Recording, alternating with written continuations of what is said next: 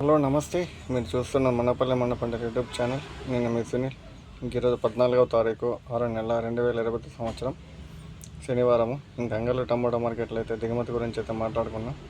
దిగుమతి అయితే ఇంచుమించు నేను ఇట్లాగానే వచ్చింది, ఇంకా స్వల్పంగా తగ్గింది నిన్నటితో పోలిస్తే. ధరలు ఏ విధంగా వెళ్ళాయని ధరలోకి వెళ్తాం లేట్ చేయకుండా. అంగళ్ళు ఈరోజు టాప్ అయితే 540, 550, 40, 550 అలా పడ్డాయి. Top 550 rupees top.